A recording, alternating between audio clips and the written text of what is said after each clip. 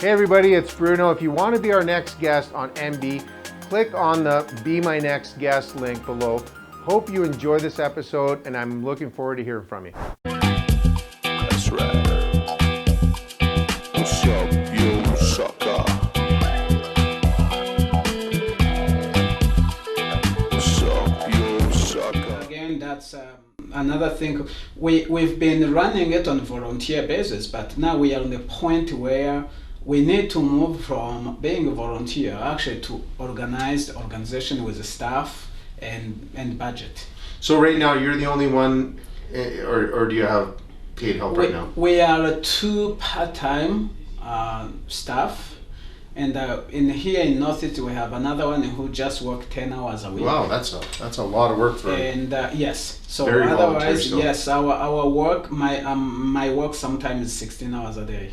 Wow. Because we do everything, we facilitate. No wonder you don't know how to play hockey. You don't have time. Yeah, no, we don't have, exactly, you know. Well, maybe we'll go skating one day.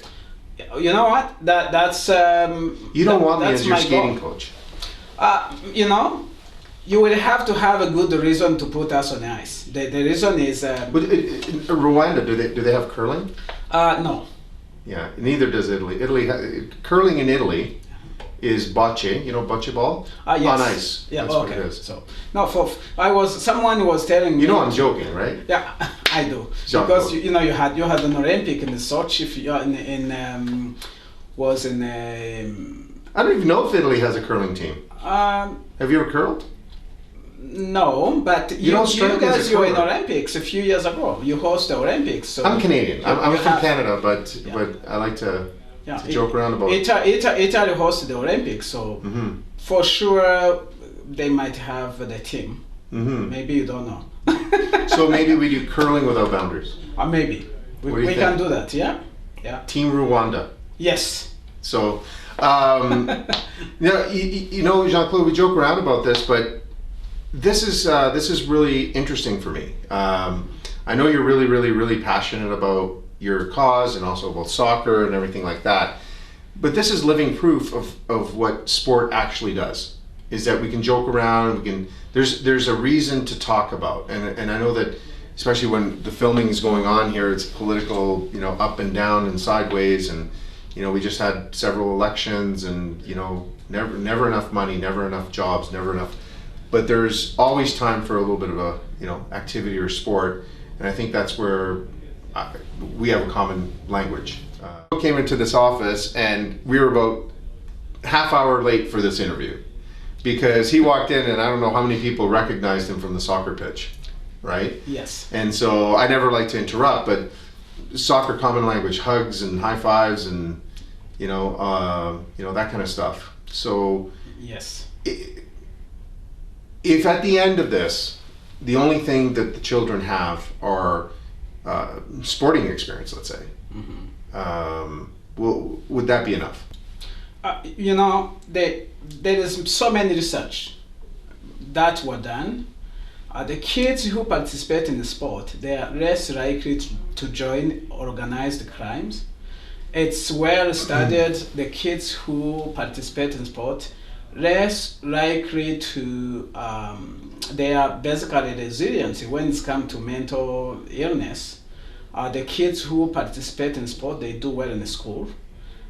Basically, to me, the sport and the healthcare should be included in healthcare because when you count how much money we pay when you put the kids in the jail, okay, and how much you would pay actually to keep them out of the jail, it's the cost effective. Yeah. You know, there is no comparison. Well, we always Again, also, as you say, whatever political going on, at the end of the day, what kids want, doesn't matter where they are from, Antarctica or from Rwanda, they just need belonging. And there's no other belonging than having a soccer team, hockey team, you know. Basically, that group, they feel that they connect, they have something in common. That's something in common. I think that's what many people are lacking today. Mm-hmm. They are looking at the differences. You know what's interesting about that, I use the word interesting quite often, is the fact that at the end, they may just make one connection that changes their lives. And we used to joke around, I don't know where I heard this saying, but I use this all the time.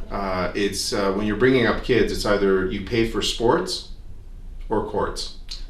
And I think the courts are a little less expensive, but it's a long, I'm joking, but like sports are really expensive. And if kids can't afford sports, then what's the alternative? You know, you're hanging on bad places, I guess. Yes, as I say, the children, belonging is very important. The children, they like to be in the team, you know. Everyone has been in school. Every time teachers, they like to ask kids Monday morning, what have you done? 99.9% experience of the kids is, oh, we went to ski this place. We had a tournament in Edmonton. Oh, we had soccer game. Either they lose or win, but that's something they were really willing to share at school. Okay, so when kids are left out in that conversation, it's not good feeling, and that's the beginning of that's that isolation. I say invisible isolation. Yeah. You know, and that's why for us, you know, it's a free program for children. And when kids join those organized crimes, whole society will pay. Right. Either we know or not, we all pay. However, again, the same time, if we prevent it, society win at the same time. You know, sometimes it's hard to show prevention rather than the consequences actually when you're repairing something that is damaged. So I really encourage people to think that way. How can we invest in these children to, if you don't develop the superstar, at least we have very good citizens who will come back and give back, who will always remember what community gave to them. That will make them feel they belong. Then they have obligation to protect what they have. Very well said. Here's something is that if when your kids go to organized soccer in this case, because you said one went to North Dakota, one went to England. United England. Yeah. Is England in North Dakota now too? With the whole two. Brexit thing? One I'm just joking. Jean-Claude. Yes. So, get on it, brother. No, what I was saying is when they go from soccer without boundaries, okay, and they go to call it organized sport, either university or something, what is the main difference? Do they like it, or do they kind of like, this is kind of crazy, or what are the comments you get? Because now you're kind of disorganized, not disorganized, but without boundaries, right? Yeah, like you just play. I say it's we organize the chaos. So what we do, we create then what in the life of in the life of a child. There's always then what. When kids they say I'm bored, usually it's a kind of then what. They're doing the same thing. Then what. So what we've been doing is providing next level. So, but when they get to the next level, what do they feel? Do they feel very bored, good. or is it like too structured, or is it the coaches are a little crazy because too many T-shirts that don't match and stuff? We set up expectation, and basically when they're with Soccer Without Boundaries, we introduce those conflict resolution, teamwork, self-esteem, focus, awareness. So basically when kids go to that next level, they are really prepared. Also they understand it's a privilege to be there. It's not, also they understand that it's not just for themselves, because they always come back to give back.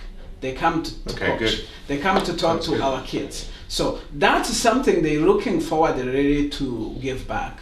So when they go and when they come back, actually they give other children the advices, here this might be this, but once you get there, this is how it's happened, So, hey everybody, I hope you enjoyed this episode. Remember, if you want someone to be our next guest, simple. Click below in the description and we'll get in touch with them. Thank you for watching, and please subscribe and you'll never ever miss another episode.